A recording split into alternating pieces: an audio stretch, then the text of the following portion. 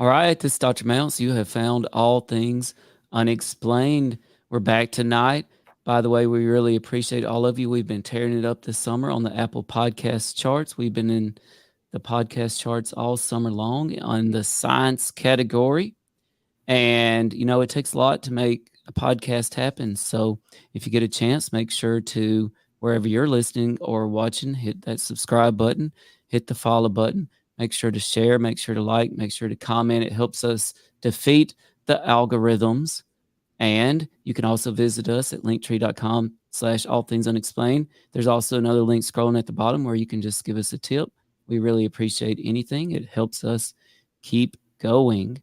And now, here is Larry and Orson. Here they go. Good friends, both. We know now that in the early years of the 20th century, this world was being watched closely by intelligences greater than man's. Did the CIA write Wind of Change by the Scorpions?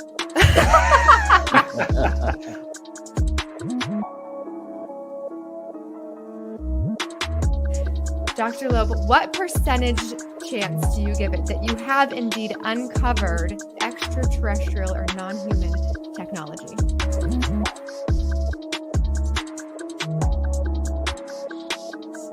Prior to your abduction, did you believe in UFOs?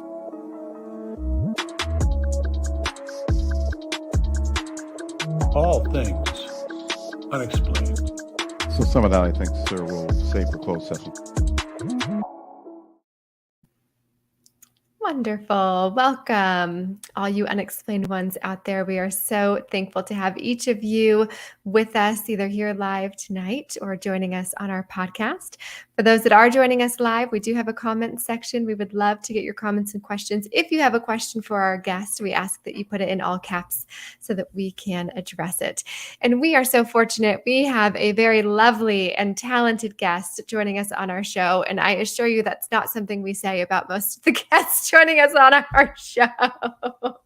Teasing. So I'm only true. kidding. We've had many lovely guests on our show, but I have had the privilege of delving into her past over the past few days and reading her blog and listening to her music and learning all about her travels and her successes. And I assure you that you will all want to know our guest so much more after this. So we have Suzanne McDermott joining us. She's worked as an artist, a writer, a musician, an administrator, a producer, a teacher. Her songs are critically acclaimed. She's got lots of albums out there, and she is joining us tonight because of a unique connection that we have, something that is now so prevalent in society. The songs that she have written, one about the Roswell Incident and another one about Robert J. Oppenheimer, both so prevalent in our culture currently. So, Suzanne, thank you so much for joining us on our show. Very glad to be here. Thanks for inviting me. Yes, absolutely. And we are experiencing a few technical difficulties with an echo, but we are all pros here. Suzanne has performed live all over the place. We're going to work through it. And I think that we will be just fine. So the first thing that we really wanted to dive into was this journey into your music and your storytelling. And boy, are you a fantastic storyteller. I have been reading your blogs endlessly, and I rarely get to sit down and read, which is unfortunate because that's one of my absolute favorite pastimes.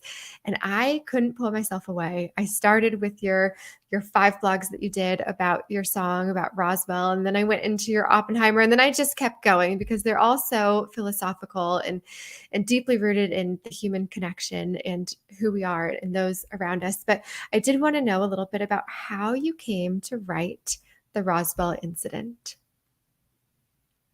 Well, you probably know this if you've actually read those blogs.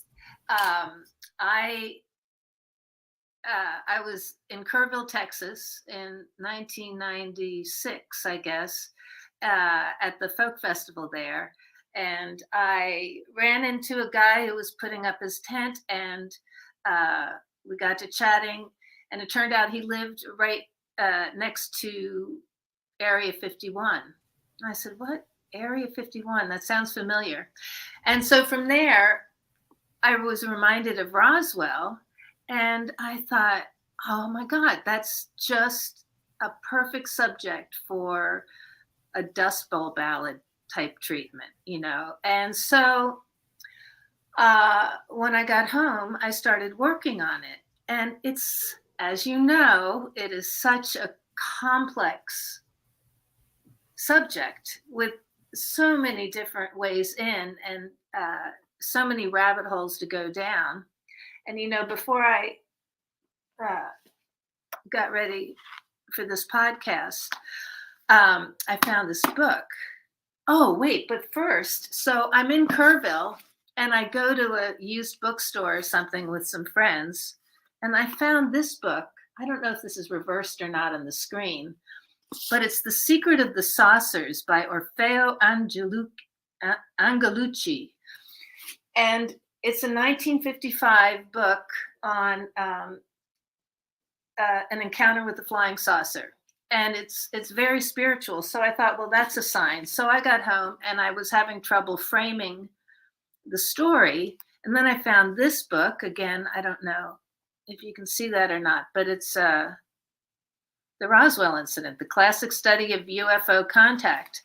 And when I opened this tonight, I just saw that I'd marked the pages. I'd folded down the pages of the passages that help me tell the story.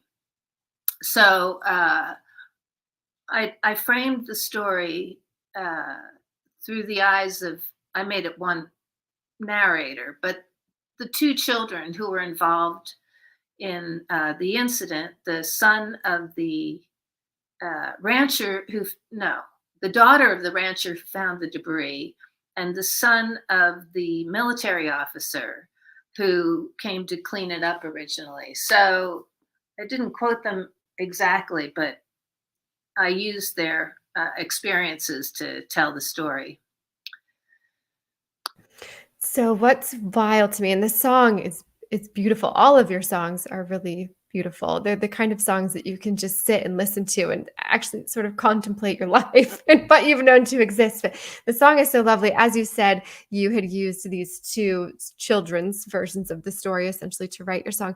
But what is amazing to me is how this song led you to meet the boy, who now, of course, is a man when you meet him in person, but all of the other people along the way that were connected to the incident, or how your song got taken to so many different places. Is that something that you ever thought might happen, that you'd get so connected to Roswell through this one song? Never in a million years. I really didn't. However, I did have a college friend who encouraged me strongly to make an EP and to send it to Roswell. I forget how it all, came about, but I was invited by the mayor of Roswell to perform for the 50th anniversary. And it was like a small town summer fair, the 50th anniversary. And there were more press people than there were attendees. And but anyway, I performed right next to Whitley Strieber giving a talk, and what I mostly remember about him is that he had a pet parrot or some kind of pet bird on his shoulder throughout the entire event. But anyway, yeah, so I became friends with the mayor of Roswell, but it was a very small group of people. And I met Jesse Marcel Jr., who was a medical doctor. And he's the son that I quoted in the song. And he invited me up to his hotel room where his wife and a couple of his kids were, already turned in for the night. And I played the song for them. And it was very dark, but it was really, it was a beautiful experience. Yeah. That's so wonderful. And to read your blog about that experience for you, it just seemed like everything kept happening. You were next thing you know, you're in the car with the mayor and he's driving you home from one of your performances and you're getting invited up to sing the song. And it just reminds you how much the UFO community used to be quite small. The people that were all involved in the Roswell incident was very, very small.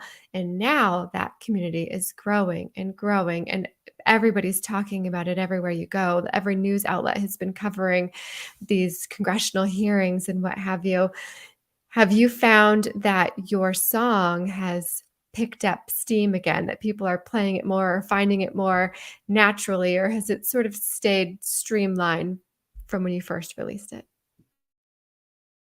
Well, first of all, when I first released it, there was no streaming and there was no, it was all at that point CDs mostly and folk DJs. And however, a few years ago, a YouTuber used the song uh, behind one of his shows. And so, because he was popular, this song, became more people listen to the song, and it's definitely the song that's been listened to more, as far as I can tell, than any other of my songs. Even though I've got some great other songs, if I say so myself. But anyway, yeah. So that happened, and then every once in a while I would get into contact with someone about the song, because I was sort of following what was going on, and yeah, so, but yeah. Thanks, Suzanne. So I have to ask you, I noticed on your blog that you hear a lot of stories from old timers that were maybe maybe not a part of the Roswell incident. Can you share maybe one or two of your favorites that you heard from folks?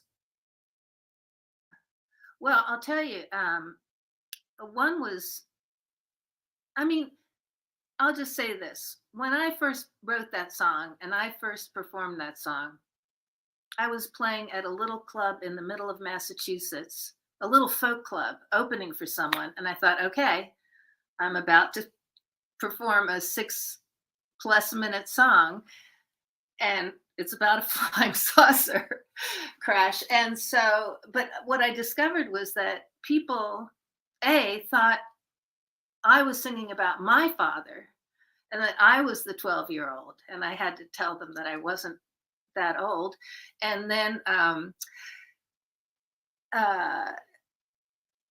also I had, people coming up insisting that it was a weather balloon. But one interesting experience was that an older man came up and said that he'd been in the Air Force flying from some base in Southern California, I think, well, they were supposed to land at the base that is no longer there. It was called something different at the time, I forget. But anyway, and they were diverted. They were not permitted to land, and they had to go, change their flight path. So that was one. And that's really all I can think of right now.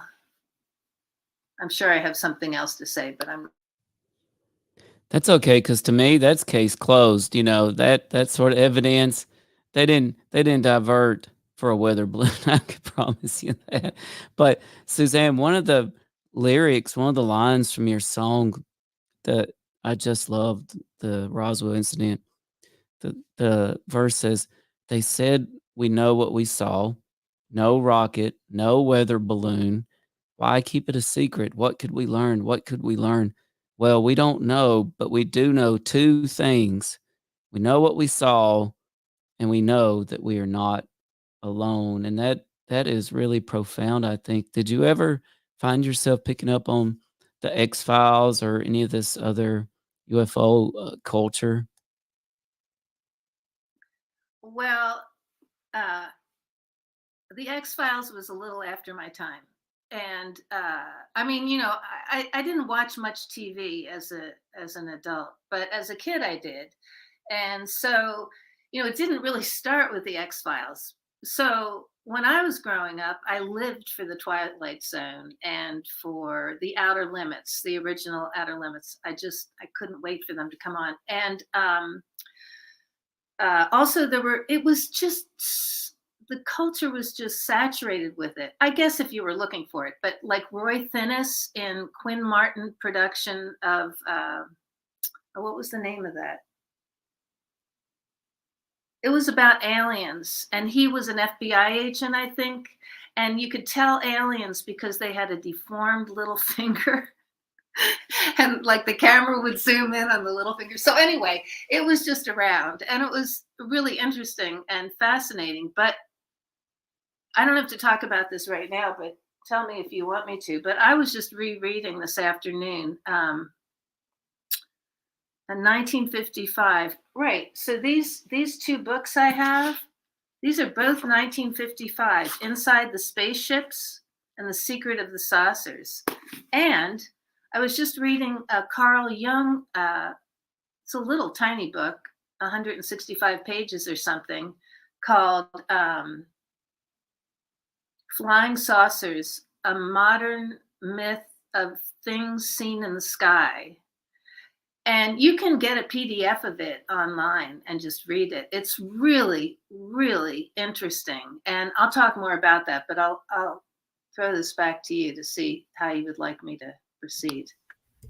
Yeah, so I would love if we could play part of your song, if you're okay with it. I think when people hear there's a song about Roswell, they might not fully understand how beautiful the song truly is. So if you're okay with it, I would love to play some for our audience.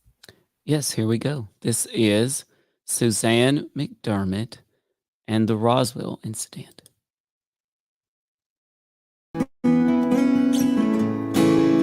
My father was a rancher east of Socorro, southeast of Corona, near Roswell, New Mexico. In the middle of nowhere, no radio, no telephone. 1947, and I was 12 years old. Big lightning storm one night, beginning of July. We heard an explosion, wondered why. Riding out the next morning, over the pasture to check on some sheep. That's when Daddy found it, a big field of weird debris. He brought some of it home and laid it out on the kitchen floor. Bits and pieces of things we'd never seen before. Like foil, but not foil. Like wood, but not wood. Like wire, waxed paper, all weighing much less than it should. And everything was so strong, we couldn't cut it or scrape it. Pliable, unnatural, we couldn't burn or break it. And there were symbols in purple and pink. So lovely. It's seriously, you have a gift for storytelling, number one. And number two, it's so beautiful. I mean, I'm guessing that you just grew up having a natural affinity for music and for storytelling, and you have been able to run with that your whole life. And I would love for you to delve into that, but also to let our listeners know where they can hear the full song and your other songs as well. Well, you can hear all of my songs through all of the streaming apps or agencies or whatever they are. You know, but you can go to my website, SuzanneMcDermott.com, and there are links to all of those, you know, Spotify, YouTube, whatever. So go to my website and you can find everything you would ever want to know and more. So I have to tell Suzanne this. I didn't actually I don't think ever even reveal why we first emailed her. But Suzanne, I was making a post. It's not unusual for us to make post about UFOs on Instagram, right? And so I'm always searching for, some background music to add to the post to make them interesting. And one day I just typed in the word Roswell and I wasn't expecting it, but the Roswell incident popped up and I said, wow, I have to listen to this. And so that became the background music to one of our Instagram posts.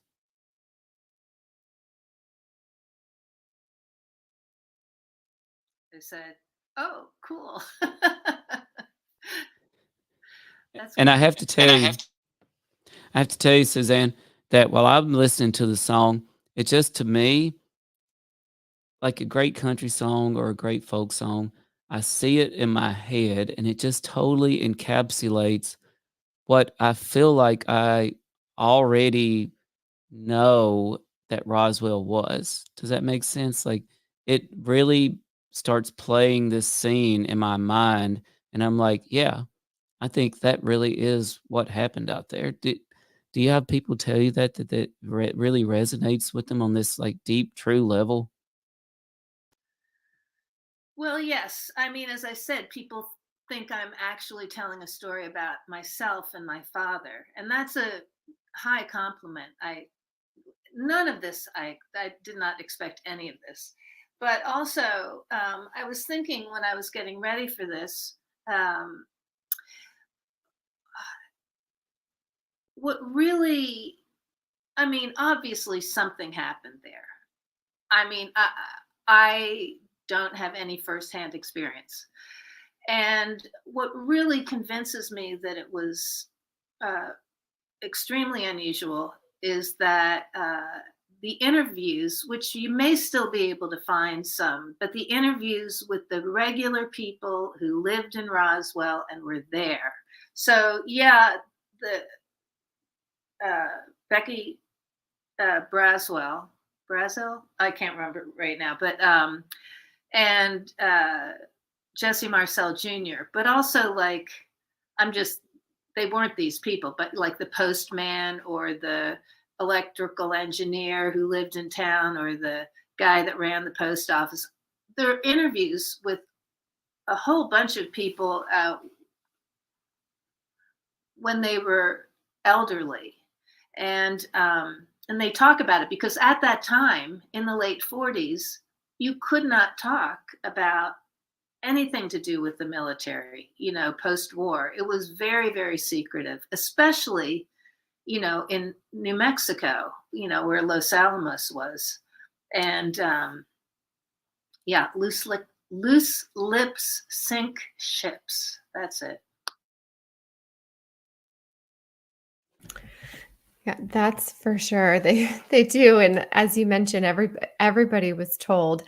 I can't remember if you must have written this, and I was reading it that they could not say anything. They were not allowed to say a word. That those who did talk were taken away and pretty much told that it was their duty, or threatened that if they spoke, that they would lose everything. So this song definitely gives people a chance to re-experience what happened that day. And it seems like a lot of your songs, your blogs, reflect what's happening in society and tell stories of things that have happened to people.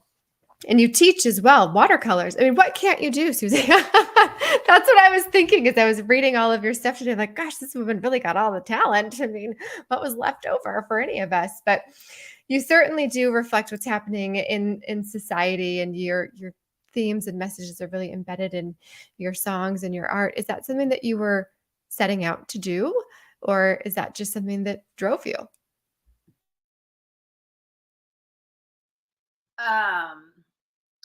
Trying to think what somebody said once to me. Well, anyway, I was just, as the saying goes, born this way, and I grew up in a household. My parents were 2 generations older than I was, and my mother wrote poetry, and she slept with the English book, the Oxford Book of English Poetry next to her bed. And my father he was a lawyer, but he was a Shakespearean scholar, and he read Donald Francis Tovey's essays in musical analysis for fun. And he went to, he bought records. He was a really early audiophile, and he bought records from Sam Goody at his first store in New York City. And it was just, and my dad was like super into history too. Here's my first encounter with sci-fi was, I'm about to have a little alien visitor here. Maybe she won't come over. But anyway, my father took me when I was like 9 or 10 years old to see Forbidden Planet, the movie. And we were two of maybe 10 people in the theater, but he was so excited because there she is. This is oh God, Miss Tallulah. Because Forbidden Planet is based on Shakespeare's Tempest, and he was explaining to me as the movie unfolded how it was based on the Tempest. But anyway, I grew up in that kind of household, so there was music and art, and I sang before I could speak almost, and I was writing poetry and painting and drawing, and it was just who I am. And so I live like I have a trust fund and I'm 20 years old, and I don't, and I'm not. Okay, I love that so much. That's amazing. I wish we didn't have to, we're muting ourselves because of an echo situation, but I've laughed so many times, and the That's a cat meowing t-shirt. was fantastic. Yeah, that should be a t-shirt. Yeah, I live like I'm 20 and have a trust fund. So wonderful. And that's actually quite opposite of your personality, just having delved into your knowledge of the world, your ability to think about what's going on. And something that we had wanted to talk about, interestingly, was how you've used music to sort of explore society's fears and hopes and collective consciousness. And as I was reading your blog today, you had written something talking about sort of this collective idea of UFOs and what is it, and are we shifting our consciousness to believe in something different? What could it possibly be? And you said, but be prepared. Change, not to mention changing a personal paradigm, will make you extremely uncomfortable. It's worth it, though, whether you want to change the world or just your own reality. What's a little discomfort in the grand scheme of things? And that one paragraph resonated with me so much, because 3 years ago, I would have said I didn't believe in UFOs. I would have said I didn't care about them. I didn't think about them in any way, shape, or form. It wasn't until Tim approached me to do this podcast with him. I showed up as a skeptic. I started meeting wonderful, incredible people, intelligent people who all had this different, deep perspective of the universe and where we come from and where we're going and what these UFOs all mean. And I have been deeply uncomfortable for at least a year after every podcast episode, having to redesign and rewire my brain in terms of what I knew to be true and what might possibly exist out there and what might possibly be true. And I've lost so much sleep. We've had people on the podcast that have had alien encounters and abductions and what have you, and my mind has really had to work through all of that, and it has been uncomfortable. But certainly I am having a shift in how I view the world. And with all of these congressional hearings, things that are happening, do you think that the whole world is having a shift to believe in something more, believe in something different? Big question. And I think that going back to this Carl Jung, two things. Going back to this Carl Jung book on flying saucers, he talks about, because he's approaching it from a collective unconscious, or the collective psyche, and I haven't ever read the whole book, but he talks about the fact that we are collectively moving into, he calls it a plutonic age, but it's basically a new astrological age. So right before Christianity came on the scene, we were moving from the age of, I forget, to the age of Pisces. And now we're moving from the age of Pisces to the age of Aquarius, which doesn't happen, overnight. It takes a while. And so in that context, he talks about the collective consciousness shifting. And that's, so what are these experiences we're having? And, I have to tell you, in the Carl Jung 1958 article and in these 1955 books, they're all talking about not specifically congressional hearings, but, government or scientists saying there's no such thing while a pilot flying a plane of passengers will share an experience of an encounter in the sky. So the other thing that I just heard this past week, and I'm just going to kind of throw this out there because, obviously there's something going on. I haven't had any direct experience. And, I think in the song, I kind of allude to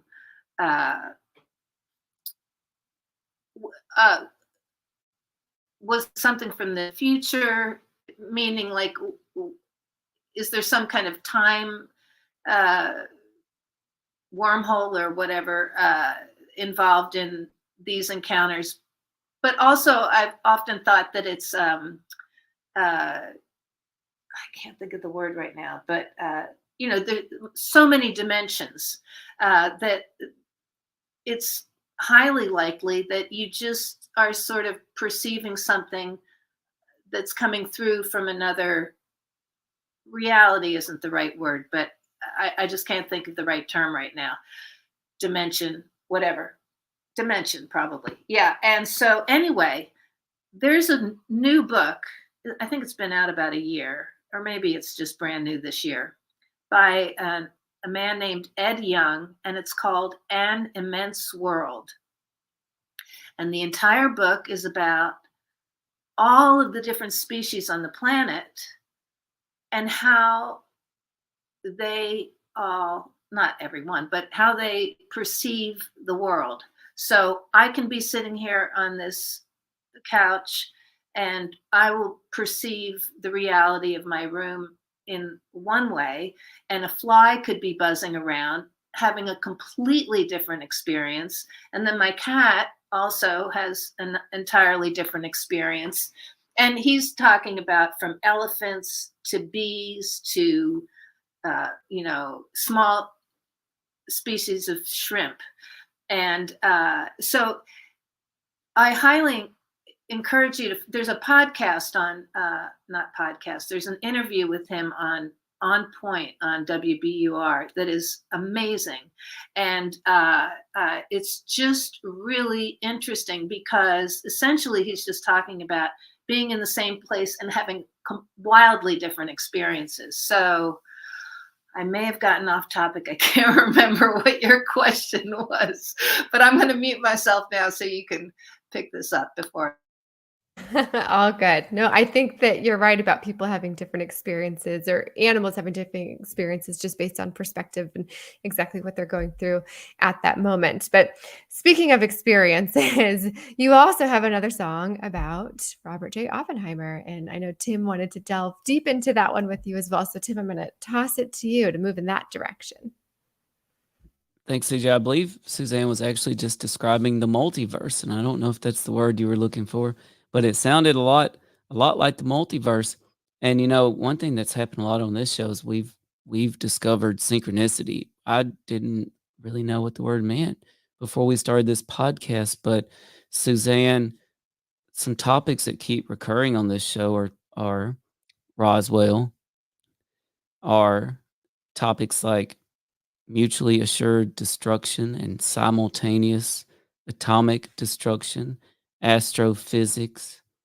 And just imagine, folks, if you're Suzanne McDermott, who's our special guest tonight, and you've written a song about Roswell, and we're basically living in the year of the UFO. We've got UFO whistleblowers talking about Roswell. We've got congressional hearings with uh, con- congressional leaders asking about Roswell, New Mexico. And not only that, but you've written and sung a song about one of the most mind-blowing pop culture events in recent memory, Barbieheimer. Am I saying that right, CJ? Barbieheimer? Barbieheimer? Is that you're muted, CJ? Yeah, I'm unmuted now. Yeah, Barbieheimer. Well, you're getting to my song, The Three Dreams of J. Robert Oppenheimer. And I have to tell you, I was not permitted to have a Barbie growing up. I was forbidden to have a Barbie. And so it just occurred to me as I was reading the Vogue with Margot Kidder on or not Margot, you know who I mean, the star of Barbie. What is her name? Margot Robbie. Margot Robbie. Thank you, Margot Robbie. And I thought with Oppenheimer, the Christopher Nolan movie, and Barbie, I thought, well, that explains it. You know, I was not permitted to have a Barbie, so I wrote the song about Oppenheimer. Anything else?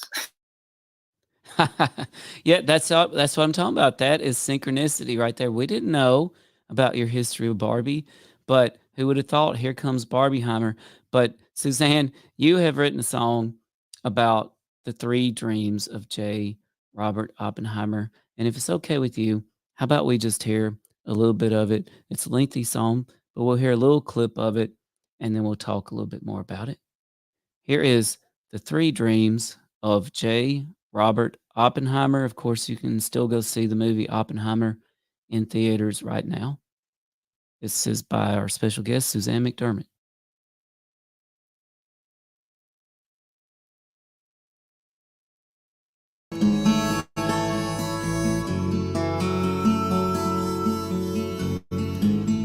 Wise man following a star in a big gray Cadillac drove across the desert, traced his future in his track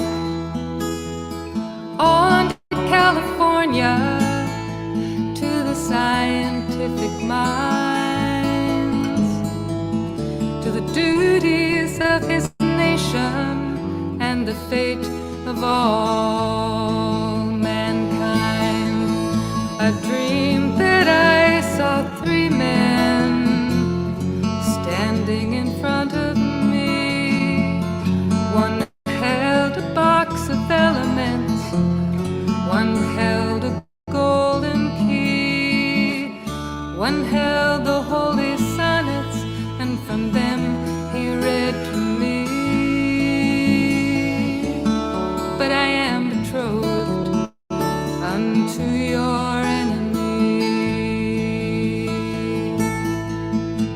The Father moved through the Spirit into the Son. He revealed their secrets one by one. He warned that someday I would wish I never had begun.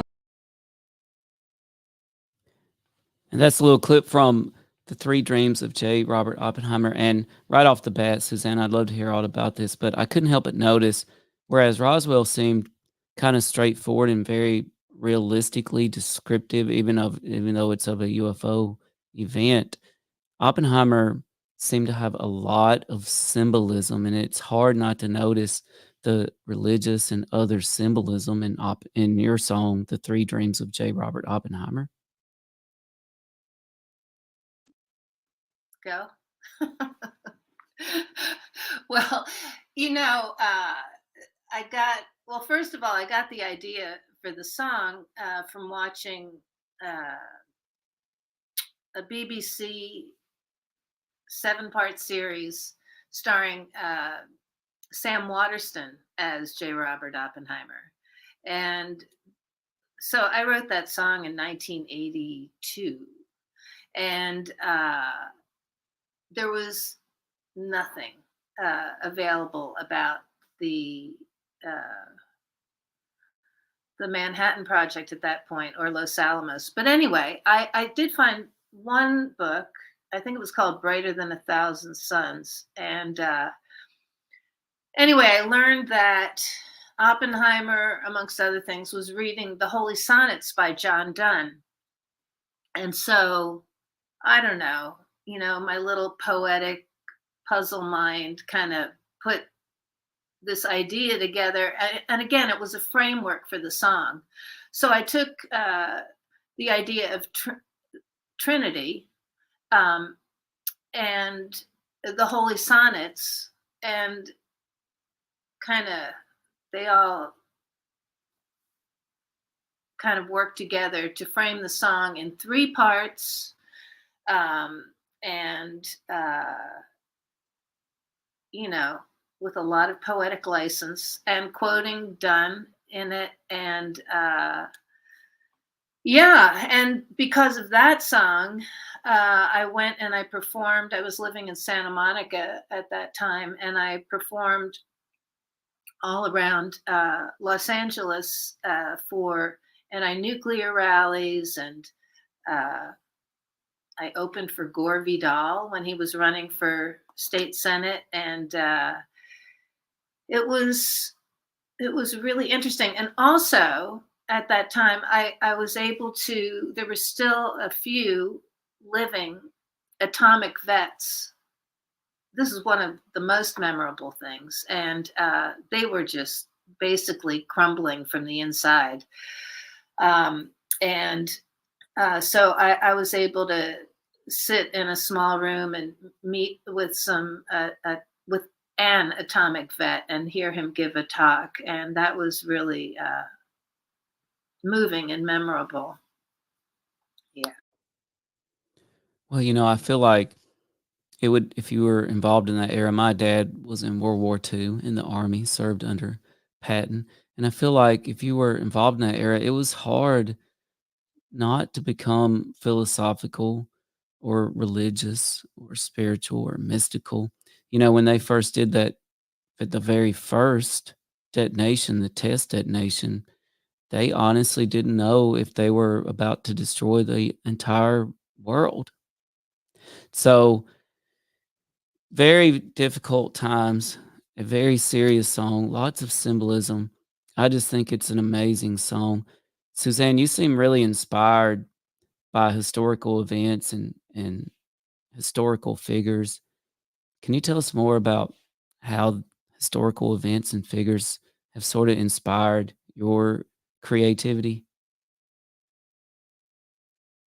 Well, my own little private joke is actually on my website on my About page. And when I don't even know if I was walking yet, but my parents brought me, or my father brought me, to have my first formal baby picture taken. And I'm sure Mr. Okada, who was the photographer, said, well, why don't you give her something to hold, like a ball or something? And there's a picture of me holding Arnold J. Toynbee's Greek Civilization and Character in my little smock dress. So I just thought that was the funniest thing in the world. But it's definitely not anything that I intentionally went after. And yet, there's the Oppenheimer song, there's the Roswell song. When I started, it's a long story, but when I started trying to kind of refit my touring so that I could, earn some kind of a living, I started giving programs, and all of them were historically based. So, on American folk songs.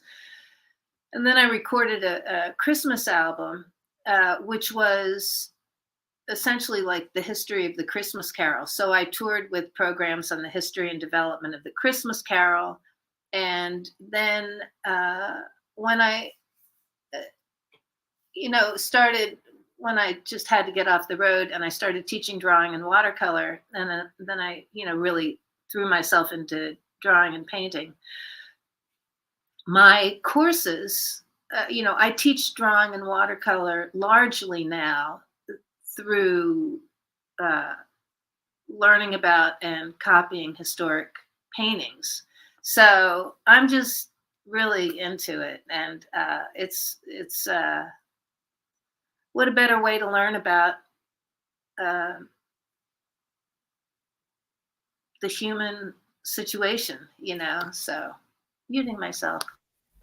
I really can't agree more. I was thinking as you were saying this about the songs and about the paintings and using historical concepts to create those.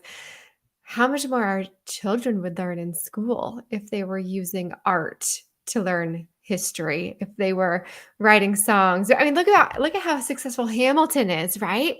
So Hamilton shook everybody's brains. Everybody loved Hamilton because here you're getting this story of history presented through a really creative form of art that high school students loved, something that they would not have been interested in before.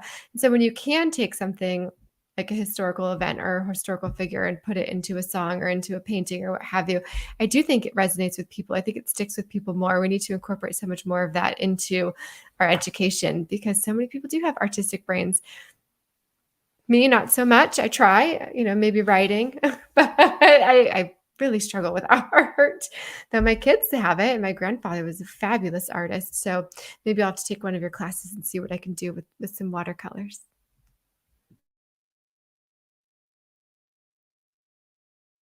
Oh, that's a recent development, I think, what you're talking about. I mean, in my lifetime, I've watched the arts. Well, in some ways, they've been promoted. And this is a whole other conversation that I actually don't want to get into. But, when my mother was growing up, they had to memorize Shakespeare's Julius Caesar. I mean, as little kids, and so it was, yeah, yeah, this is, the arts are a way to learn. And also in terms of denigrating yourself, in terms of not being artistic or stuff, if there was a time in my life when I was a zealot for people drawing, not learning to draw, but just to draw, like everybody, anybody. And, it's much more popular or accepted in England and Europe, but not in the United States. And I cannot tell you how many adults told me, like, that their 5-year-old could draw better than they couldn't draw a straight line, they didn't have an artistic bone in their body. And I'm like, if you had to find a toilet in the middle of the Sahara, you betcha you could draw something to communicate to somebody who you spoke a different language from. And there's all this baggage around people being able to express themselves, and a lot of it has to do with the materialistic culture that we live in, and that we live in this uber capitalist society, and so on and so forth, that I could just keep talking about, but I won't right now. That's right. And a lot of people believe that Close Encounters of the Third Kind was really onto something when basically we were communicating with extraterrestrials via music and art, and a lot of people think that if we ever do communicate with extraterrestrials, it's going to be through things like mathematics as well, which, by the way, is closely tied to art and music.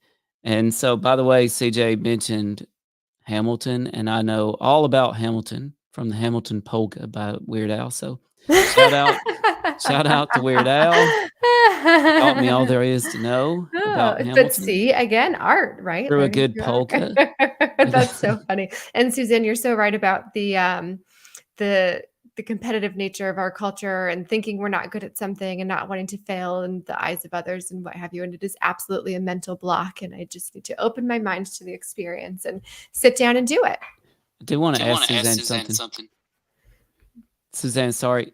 I want to hit upon something you talked about, the Christmas Carol education that you do. And I hate to put you on the spot, but is there anything you can tell us about the history of Silent Night?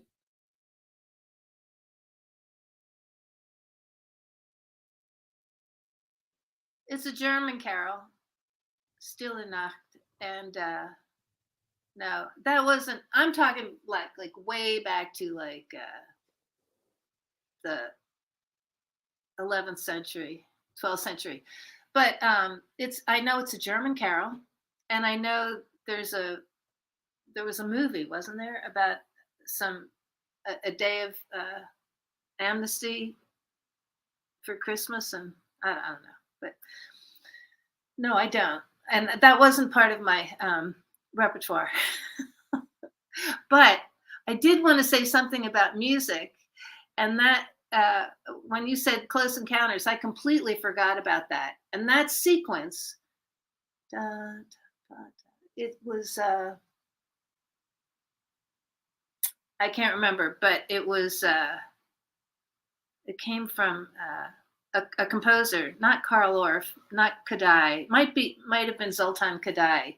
But anyway, what I wanted to say is that even Mahler, Gustav Mahler, talked about the music of the spheres. And there are like prints or drawings or lithographs of describing celestial music. And just the other day, I saw an article about, of course, everything is newly discovered, but an article about some scientific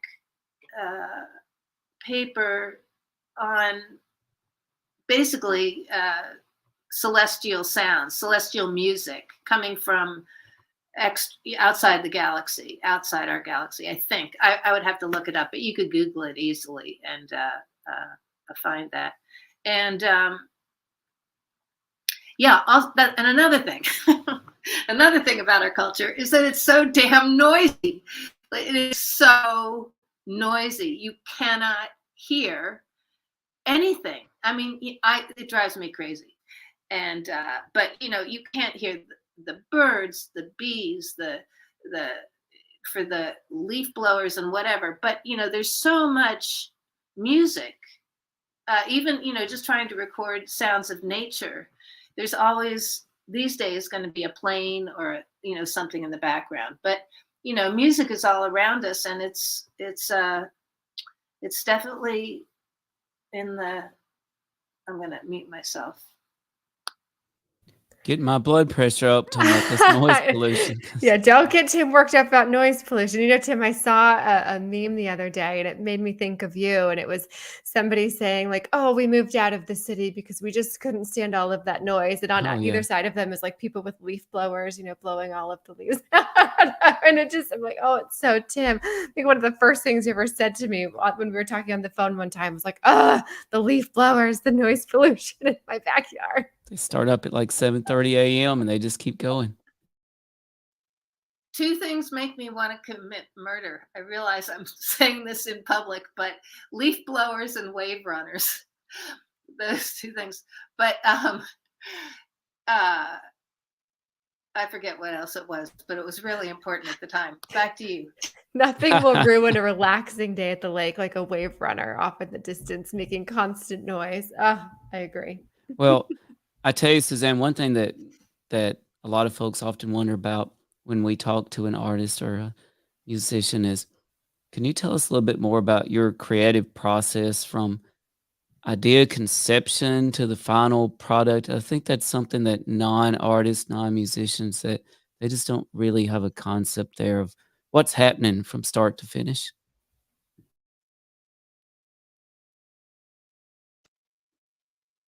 From start, I don't know, but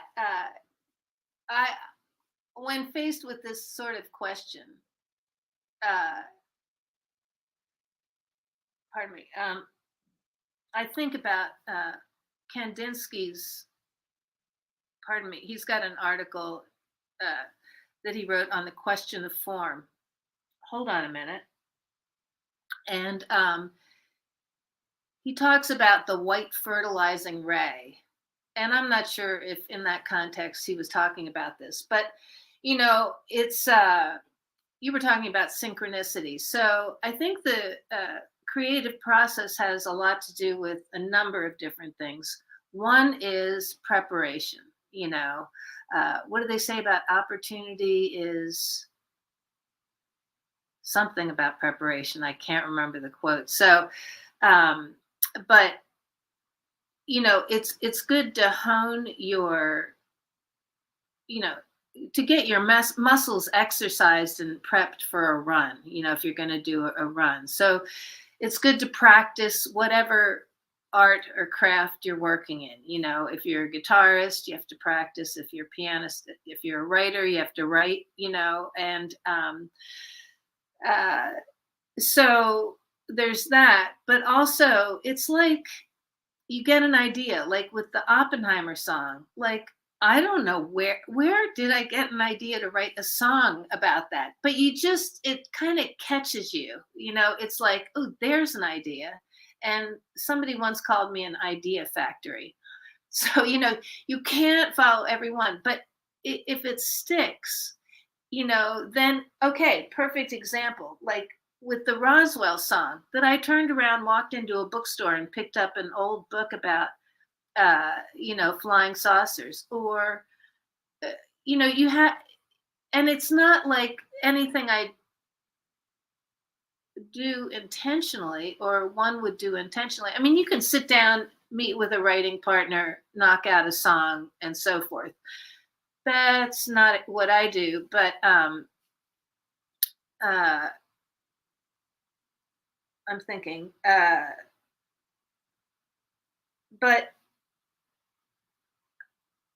this is reminding me of something, and I can't quite think of what it is, but you sort of are, in terms of synchronicity or coincidence or serendipity or whatever,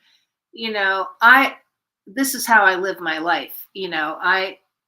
I'll get an idea and then I turn around and there's something else related to it, or I go down a rabbit hole and something else is, feeds into the idea. And it's true of like putting together my courses or preparing my classes or, choosing a painting. And in a way, it's kind of anxiety producing because I want to know everything up front. I'm a Virgo, and I do have anxiety, and I would like to know everything up front, and it just doesn't work that way. So eventually, part of the practicing the craft or something is that you have enough skill to then start honing the package.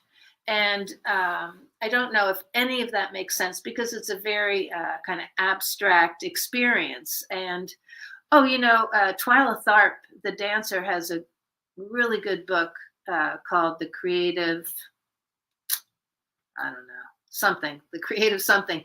And she talks about using a box. Like she'll have a new project coming up and she'll put all these ideas into this box, or all sorts of preparation for the project into the box. But I will say, just end this ramble with one thing, is that I am performance and project oriented. So I'm not writing songs now because I'm not performing or recording. And so I won't just like write a song to just stick in a drawer. And also there are only so many hours in a day. So, I'm really focused on like, what's the life, what's going to give this life to this, or how can I share this, whatever it is, song or painting or course or whatever. So I'm just going to mute myself now. Well, you certainly do fill every hour of the day, it seems. I mean, to spend some time on your blog, you realize that you meditate and you do yoga and you teach classes and you have music, and you are so deeply connected to everything you've ever created. It feels like every song that you create forms all of these new connections to new people who take you to new places with it. And even with the Oppenheimer song, I was reading where you ended up meeting some of the physicists who had worked on the Manhattan Project, including Francis Lowe, who ended up playing the piano with you on this song. And I could see you have more. I do want to talk about Francis and Tony. When I wrote the Oppenheimer song, well, time passed. Like a decade passed. I went many different places, and I wound up at MIT, and I was working with the chairs, a couple chairs of the faculty, and the president at that time, and faculty policy committees, and just faculty committees. But anyway, I just happened to connect with two retired theoretical physicists, and we just really hit it off. And I was just reading about Tony French, who was Edward Teller's assistant at Los Alamos. I mean, he wasn't the only one, but he was, in his team of assistants when he was like 23 or 24 years old. And so like that was a bit of serendipity that was completely unexpected. And I loved both of those men dearly. But anyway, yeah, that life is full of surprises. It sure seems that way, but it also feels like you have curated a life to be full of surprises. So that's a beautiful thing. And everybody should certainly get over to Suzanne's website. It is worth a day spent diving into all of your wonderful creativity and past stories. And that is SuzanneMcDermott.com, I believe. Please correct me if I'm wrong, but I think, yes, SuzanneMcDermott.com. You were mentioning the book by Twyla Tharp, and that is The Creative Habit. Learn it and use it for life is what that one is called. Before we send you off for the day, for those that are listening to the show, we always like to ask our guests if they have any advice for people that might not be totally open-minded yet, might not be believers in all the other things going on. And clearly, none of us are sitting here saying that we have the answers to what we are seeing. But what would be your advice for anybody who might be a little closed-minded at this moment?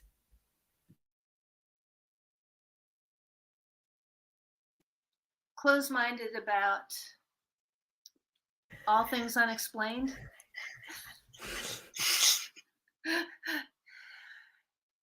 Oh, there's more to heaven and earth than something, Horatio. Yeah, I mean, we live in, okay, I've got it for you. We live in an extremely materialistic world. It's just, I think about probably as materialistic as it's ever been. I don't know. I've only been around for my lifetime. But, thinking scientifically or about physics, everything is in motion, and we don't perceive it that way. But every piece of material is just energy in some form or another. And so, and really think, if you were brought up in a religion or you have any spiritual beliefs, really think about what those beliefs are. I mean, I was raised Catholic from a long line of Irish Catholics and priests, and I bad rap these days, I understand, but I have a great deal of respect for all of that. And when you look into, for any of the religious tradition belief systems, it's kind of unusual. It's sticking with Catholicism, transubstantiation, and Our Lady of Lourdes, or Our Lady of Fatima, or the burning bush. That's more Judeo-Christian. But right now, it's kind of all about the bottom line. And there's just so much more to life than that. And I guess that's what I have to say. I love it. So much more to life than the bottom line. There you go. Another t-shirt, Tim. Get these up on the website soon. Noted. So we have been talking with Suzanne McDermott. We are so lucky to have you on our show this evening. I do believe that you have just a deep understanding of life and what there is to offer, and you're constantly looking for more meaning in it. And we have worked through our technical difficulties. I'm so proud of us for that. Suzanne, we're going to ask that you do hang out with us in the studio after we sign out to make sure that everything gets uploaded properly. Tim, is there anything that you wanted to add before we sign out? No, check out Suzanne McDermott. Check out SuzanneMcDermott.com. Amazing stuff over there. Songs, art, classes that you can take, you name it, all kinds of great things. Folks, don't forget, the skies are not classified yet. The woods mostly are not classified. Get off your screens. Go outside. Take a hike. Watch the skies at night. You never know what you might see. Absolutely. I told Tim before we started the show, I sent him a message. I said, I think Suzanne's going to be one of my favorite people after today. And that is just from not even speaking to you, but reading all that She really did say that. done. Yeah, that's not a lie. I just loved it. So everybody do yourselves a favor and go take a look at her website. Thank you so much for joining us, Suzanne. We hope that we can have you on our show again. For everybody that is listening, we hope that you stay happy, stay strange, and listen to all things unexplained. Good night, Until everybody. next time. Thanks. Like. Share. Follow. All things unexplained.